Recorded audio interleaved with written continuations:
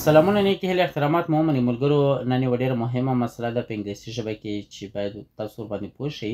هغه دا دی چې په تېرو درسونو کې موږ تاسو ځینې قاعدې وویلې. فرضاً د اس حرف قاعده دا وه چې هر کله د دوو ویلو ترمنځ راشي بیا موږ تاسو ته د زی په شکل باندې اواز راکوي، لکه نوز، روز یا ایزي یا داسې نور ډول کلمې. نو په دې ځای کې موږ تاسو اس حرف ولې د زی په شکل باندې نه وایو؟ لکه هاوس. هاوس کلمه چې دی کور ته ویل کېږي او په دې ځای کې اس حرف د قاعدې پر اساس باندې باید موږ تاسو د زی په شکل باندې ووایو، ځکه چې شاته هم اول دی مخته هم اول دی.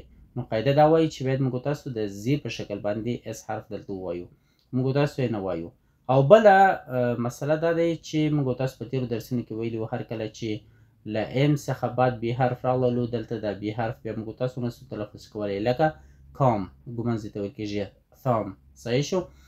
نو په دې ځای کې ولې موږ تاسو د بي حرف وایو، لکه امبریلا. نو دلته خو بعد له ام څخه بي حرف دی، د بي حرف ولې موږ تاسو تلفظ کوو؟ دلته خو قاعده دا وایي چې باید تلفظ یې موږ تاسو نه کړو.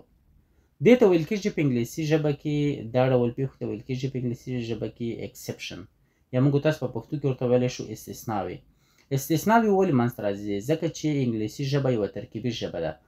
له جرمني ژبو څخه ځینې کلمې ورته راغلي دي، له فرانسوي ژبو څخه، همدارنګه له یوناني ژبو څخه، له نورو ژبو څخه ځینې کلمې ورته راغلي دي چې په دې خاطر باندې په ځینو ځایونو کې قاعدې نه مراعات کېږي.